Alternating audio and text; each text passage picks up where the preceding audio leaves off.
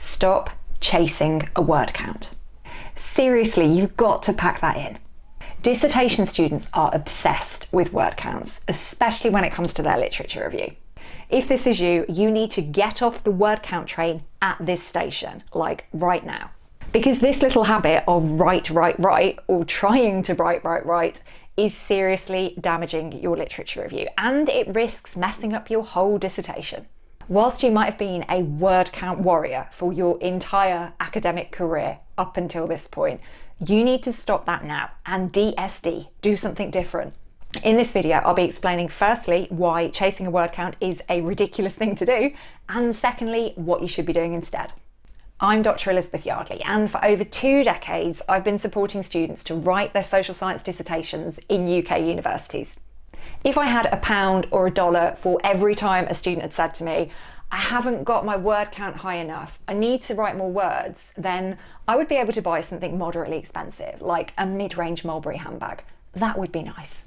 This video, this one that you're watching right now, is part 1 of a 4-part series on how not to screw up your literature review. So if you find the stuff that I share in this video helpful, you might want to think about subscribing to my channel. Just saying. Anyway, on to the first thing I want to do in this video, and that is to explain to you why chasing a word count is a ridiculous thing to do.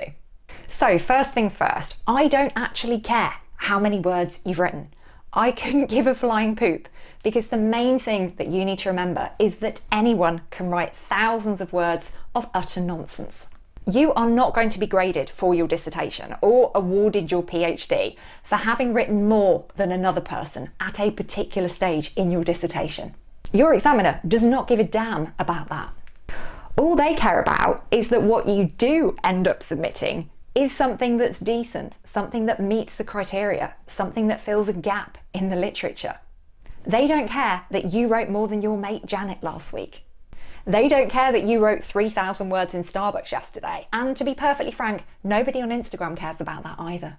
The number of words you've written right now is not an indicator of your progress. That's important, so I'm going to say it again.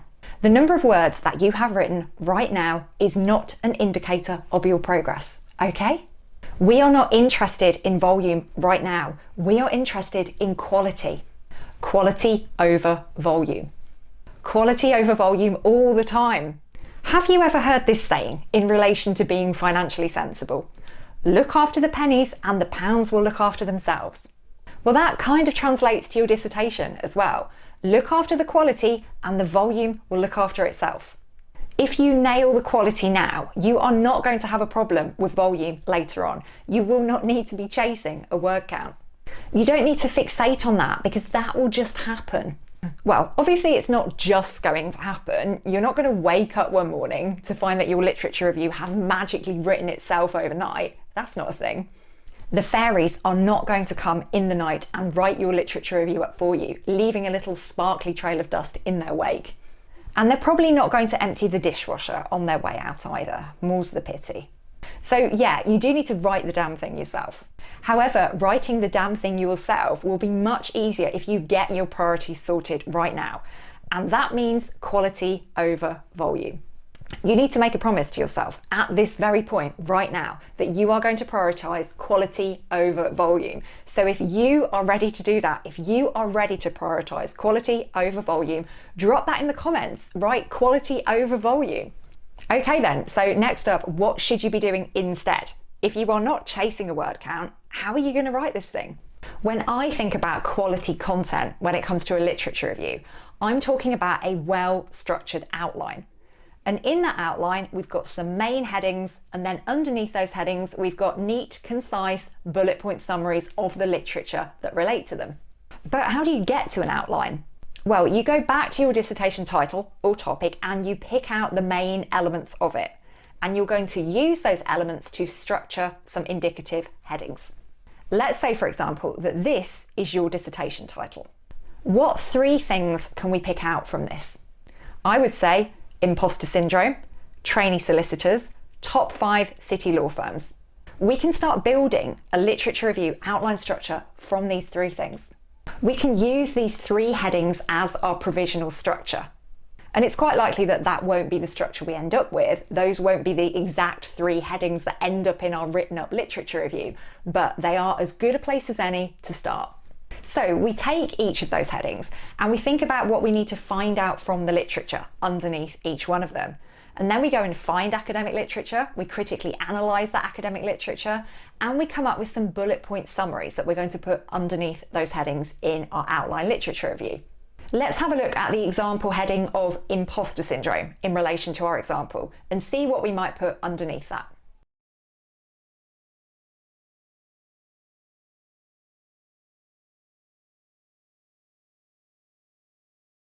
So you go through and you do this for each of your headings.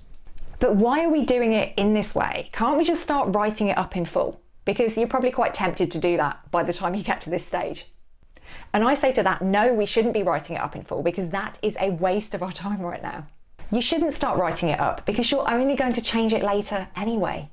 What will happen if you start writing it up is you're going to end up with thousands and thousands of words of your own writing. You're going to end up with a big brick of a literature review that is impossible to work with. We don't want a big chunky block of a brick. We want a nice little collection of pebbles. We want a really accessible, compact outline of our literature review so we're easily able to cast our eye over it when we come back to it as we're working on the other sections of our dissertation. And as you're working on those later sections, you're going to realise that there are things in your literature review that you want to change. As you're developing your methodology, as you're collecting and analysing your data, you'll look back at your literature review and you might want to take some things out. You might want to move things around. You might want to put some new things in. So where you've got an outline that you're working with, it's way easier to do that than when you have this big chunky thing because you literally don't know where to start in making those changes. It is much easier to take out one neat bullet point than it is to delete a whole load of words, thousands of words that have been fully integrated into your literature review. It's much easier to take out one of those little pebbles and chuck it back on the beach than it is to get that big brick of a literature review and find the thing that you don't need in it and then carve that out without damaging any of the stuff that you do need. So it's a much simpler process when you're working with an outline. Don't spend days or weeks crafting a really compelling chapter or a section of a chapter because you're only going to have to dismantle that. And that will make you really annoyed. You'll be super frustrated with that and you won't be a very nice person to hang around with, and all of your friends will be like, you've got your literature review, haven't you? If this is resonating with you, comment no more bricks below. And as you do the rest of your dissertation, you're going to come across new stuff that you hadn't anticipated when you were first writing up your literature review, and that is going to need to go into your literature review. If you've got a big chunky literature review, it's going to be really difficult to know where to put that.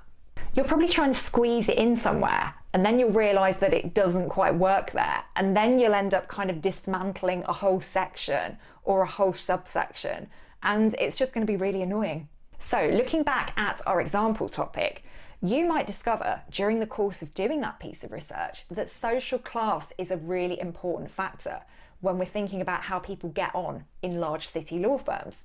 And you haven't got anything about that in your literature review. So you need to go and find some literature on that and then integrate that into the stuff that you've got already. And again, if you've got a big chunky brick of a literature review, that is not going to be a very easy thing to do. However, if instead you've got a nice outline, you've got a little collection of pebbles, it becomes much easier to take that new shiny pebble and just drop it in amongst the ones that are already there. And when you do come to write up your literature review towards the end of your dissertation, that process is going to be so much easier. Because you've got a nice little outline to work from, you haven't got to wade through thousands and thousands of words of your own writing. This thing is likely only going to be 2, 3 or 4 pages long, so you can easily scan through it. You can take a look at the structure, you can make some tweaks, you can make some adjustments before you start typing it up. So stick to an outline because it is going to make your life so much easier. So by keeping your literature review in an outline format for the majority of your dissertation, you are making life much easier for yourself. You're avoiding all of that complexity.